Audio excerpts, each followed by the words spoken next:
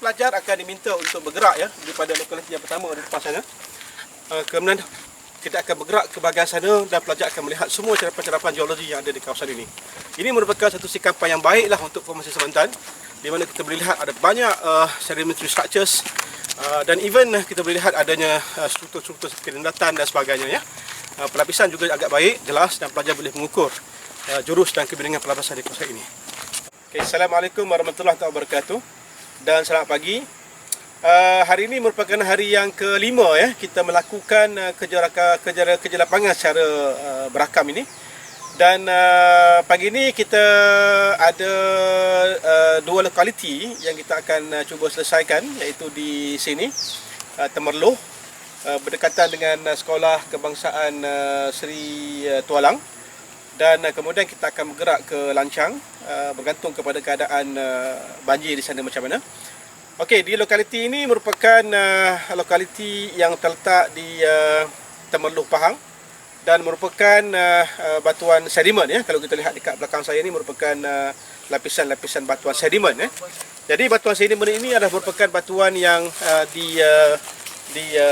dikelaskan dalam formasi Semantan, di mana formasi Semantan ini merupakan batuan yang terenam di sekitaran laut dalam ya, deep marine environment, dan dikatakan juga sekitaran yang lebih tepat adalah merupakan di sekitar cerun benua ya, ataupun continental slope. Jadi sedimen yang terenap di kawasan continental slope ini dia kadang-kadang dia senang untuk mengalami gangguan dan menyebabkan berlakunya arus turbidity, dan juga boleh menyebabkan berlakunya debris flow ataupun aliran sedimen dan sebagainya, menyebabkan berlaku seperti tanah runtuh di dasar laut dan sebagainya ya. Dan maklumat-maklumat itu semua telah pun di-preserve dalam batuan ini. Cuma kita kena carilah mana dia punya ciri-ciri yang menunjukkan pernah berlakunya pergerakan di dasar laut semasa pembentukan batuan ini ya. Dan selalunya dari segi struktur yang kita boleh jumpa adalah seperti nendatan ataupun slumping fall ataupun lipatan selam. Jadi itu adalah merupakan lipatan selam ataupun nendatan yang biasa kita boleh lihat dalam batuan sedimen di sekitar dalam formasi Semantan ya, disebabkan oleh sekitaran pengenapan batuan ini terletak pada cerun benua ataupun continental slope ya, yang menyebabkan dia bergerak turun dan masuk ke kawasan deep marine environment ya. Dalam batuan sedimen, untuk menentukan usia, yang paling penting adalah ahli geologi cuba untuk mendapatkan fosil ya yang ada dalam batuan-batuan sedimen ini ya. Jadi begitu juga dalam formasi Semantan, penentuan usia formasi Semantan ini banyak berdasarkan kepada penemuan fosil-fosil bivalvia ataupun fosil-fosil yang terawet dalam batuan di sini, dan dia memberikan usia daripada Trias tengah hingga Trias akhir ya. Okey, litologi batuan sedimen dalam formasi Semantan adalah terdiri daripada selang lapis di antara batuan konglomerat. Ada batu pasir berpebble, ada batu pasir, dan juga ada shale ya. Dan selalunya dalam batuan ini banyak kita boleh jumpa bahan-bahan tufaceous ataupun bahan-bahan yang dihasilkan daripada letusan gunung berapi, kemudian terenap bersama dengan sedimen-sedimen plastik yang ada dalam lembangan semasa pemendapan batuan ini ya. Jadi dikatakan semasa pemendapan batuan sedimen untuk menghasilkan batuan formasi Semantan ini, kedudukannya adalah dekat dengan volcanic arc ataupun tempat di mana berlakunya letusan volcano, menyebabkan batuan di sini banyak mengandungi debu-debu gunung berapi ataupun kita panggil sebagai tufaceous material ya, yang terkandung dalam batuan ini. Okey, salah satu daripada fasis dalam batuan formasi Semantan adalah merupakan selang lapis di antara batu pasir dengan batu lumpur, dan kita boleh lihat dengan jelas ya sedimentary structure ataupun struktur-struktur sedimen yang terdapat dalam batuan ini. Mungkin kamera boleh close up sequence jujukan di antara selang lapis di antara batu pasir, batu lumpur, batu pasir dan batu lumpur ya. Dan kalau kita perhatikan, batu pasirnya adalah bersaiz halus hingga sederhana. Kemudian warnanya adalah kelabu, dan ini telah kesan dulu hawa lah. Kemudian dia berselang lapis ya di antara batu pasir dan juga shale dan juga batu pasir, dan seterusnya berlaku perulangan. Dan dalam ni kita nampak ada garis-garis kecil ni, ini dipanggil sebagai laminasi. Okey, ini merupakan laminasi. Kemudian ada lapisan, ada bedding, pelapisan. Dan ini merupakan satah-satah yang pelajar boleh ukur lah. Okey.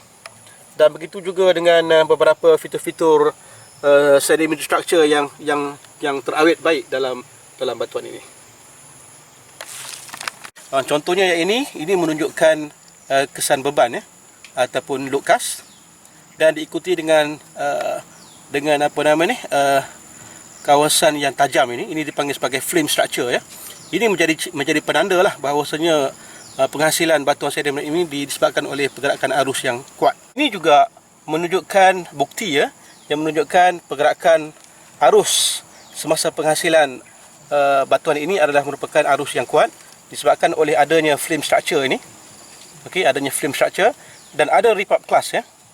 Ini merupakan kelas-kelas batu lumpur yang tercabut dan dienapkan dalam batu pasir yang halus ini ya. So ini dipanggil sebagai rip-up class dan ini merupakan frame structure yang menunjukkan adanya arus yang kuat semasa pembentukan batuan ini. Okey, satu lagi unit batuan yang ada di kawasan ini adalah merupakan batu pasir berpebble. Dan di sini kalau kita lihat, ini merupakan batu pasir yang ada dalam batuan ini. Dekatkan sikit kamera.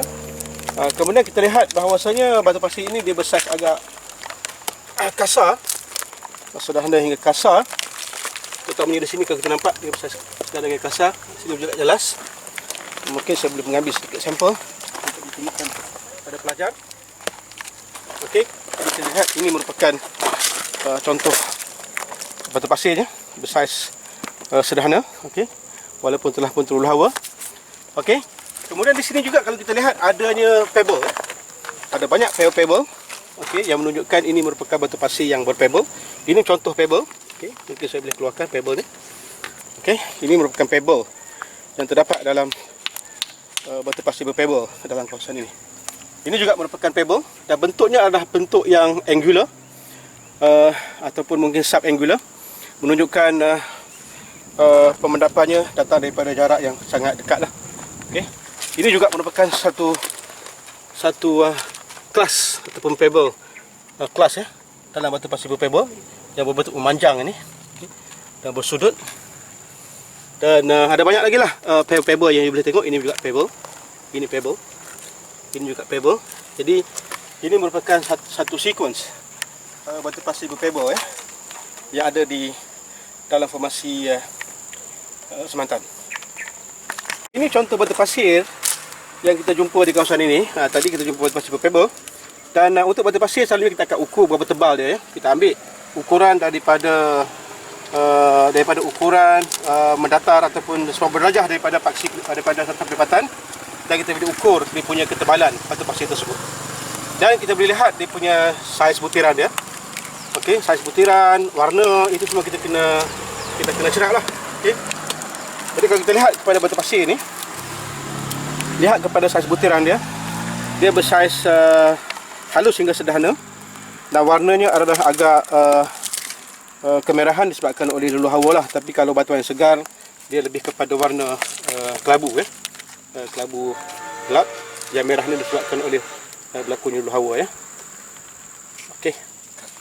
Di belakang saya ini terdapat satu outcrop yang sangat menarik, di mana kalau kita lihat lapisan batuan sedimen ini adalah berkerudukan macam ni ya. Jadi kalau kamera boleh zoom pada satah ini merupakan contoh orientasi untuk bedding ataupun pelapisan di kawasan ini. Tiba-tiba kita jumpa satu lapisan batu pasir yang berkerudukan menegak hampir menegak dengan pelapisan yang ada di kawasan ini. Jadi cara bagaimana kita boleh terangkan kenapa boleh ada satu lapisan batu pasir yang memotong hampir menegak dengan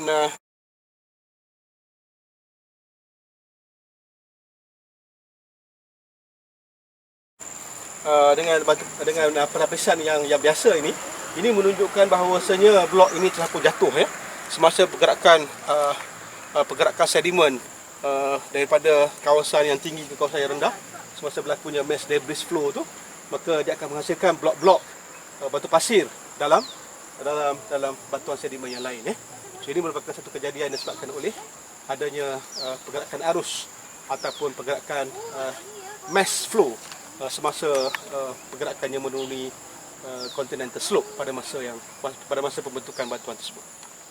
Okay, kadang-kadang kita menghadapi masalah ya untuk mengenal pasti sama ada ini adalah betul-betul struktur yang disebabkan oleh tektonik ataupun struktur yang disebabkan oleh pergerakan sedimen ini semasa pemendapan dia di sekitar cerun benua ya. Contohnya kalau kita lihat dekat sini, ini merupakan seolah macam ada tersesar di tengah-tengah ni ya, yang menyebabkan batuan ini turun ke bawah ya. Tapi kalau kita unjurkan satah di kat atas, dia hilang. Bagi dia tak ada, dia tak bersambung.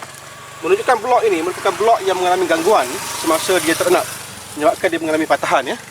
Tapi patahan itu berlaku semasa batuan ini masih lagi lembut ya, dan bukan disebabkan oleh berlakunya tektonik. Sebab satahnya tak bersambung, dia hanya berada dalam zon ini sahaja ya. Okay. Sebenarnya kalau kita baca dalam literature, memang common kita jumpa, tiba-tiba kita jumpa blok batu pasir dalam sekitaran batu lumpur ya. Ini menunjukkan bahawasanya pemendapan batuan ini berlaku dalam keadaan yang diakibatkan oleh berlakunya debris flow ya. Contohnya kalau kita lihat ini merupakan batuan shal atas dan bawah. Tiba-tiba kita lihat ada satu blok batu pasir yang jatuh ke dalam itu dan ada sedikit pelibatan seolah macam dia mengalami slumping di bahagian bawah ini ya. Okey, dan slumping ini kalau kita lihat berbeza orientasi dia dengan lapisan di bahagian atas. Okey, yang tipikal untuk kawasan ini. Slope di depan ini menunjukkan ciri-ciri berlakunya jatuhan lah, akibat daripada mass wasting ya, ataupun aliran jisim. Yang pertama,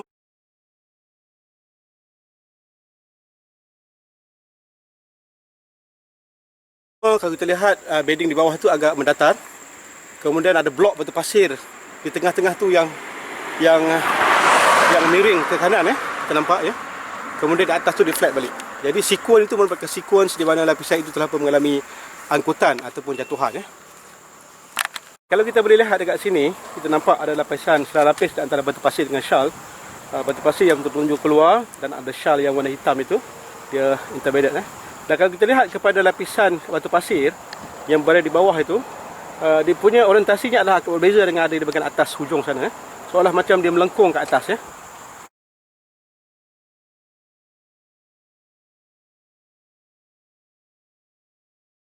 Okey, maknanya lapisan itu telah pun mengalami distortion ataupun perubahan semasa pemendapan batu pasir tersebut ya. Dan kalau kita lihat terdapat dua satah sesar di kanan dan juga di kiri sana tu, dan itu adalah disebabkan oleh berlakunya sesaran secara tektonik ya, menyebabkan lapisan itu mengalami anjakan ya. Dan dia merupakan sesar songsang kalau kita lihat kepada blok gantung yang terangkat naik ke atas. Jadi ini merupakan contoh tipikal slump fault yang berlaku disebabkan oleh pergerakan bahan sedimen yang masih lembut yang berada pada kedudukan cerun benua yang mungkin berpunca daripada berlakunya gegaran akibat daripada letusan volcano dan sebagainya, menyebabkan berlakunya slumping ataupun jatuhan jasad yang masih basah ya. Okey, sekian, terima kasih.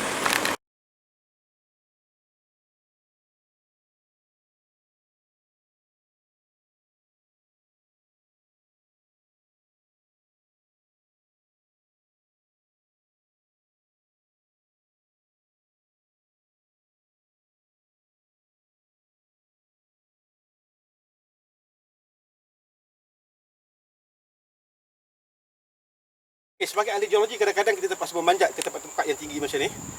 Jadi ini adalah merupakan contoh ya, kita dah belajar dalam engineering geologi bahawasanya tanah runtuh boleh berlaku disebabkan oleh pelbagai cara lah.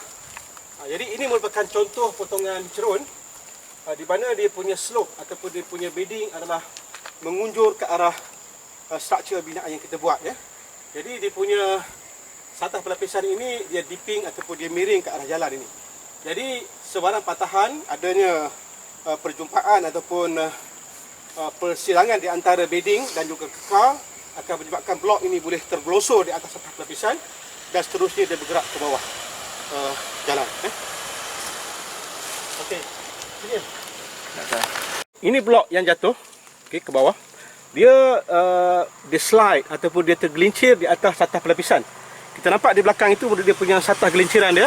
Dan satah gelinciran dia adalah merupakan satah pelapisan batuan sedimen yang ada di sini yang kebetulan orientasinya adalah menuju ke arah cerun ya. Jadi ini merupakan contoh binaan kejuruteraan yang merupakan slope jalan raya yang dibuat yang dianggap tidak sesuai dibandingkan dengan orientasi jurus kemiringan pelapisan yang ada di kawasan ini. So kalau kamera boleh zoom in satah ini. Jadi ini merupakan contoh satah lah ya. Okey, ini merupakan satah pelapisan yang menyebabkan blok ini boleh blok yang tadi tu boleh tergelincir. Okey, disebabkan oleh cerunnya ataupun dippingnya, miringnya ke arah luar ataupun ke arah jalan. Jadi dia senang tergelincir. Jadi kalau kita jumpa satah sebegini, selalunya kita boleh ukur dia punya jurus dan kemiringan. Dan untuk menentukan arah kemiringan, caranya mudah ya, sama ada kita menggunakan air, okey, kita mengalirkan air di atasnya.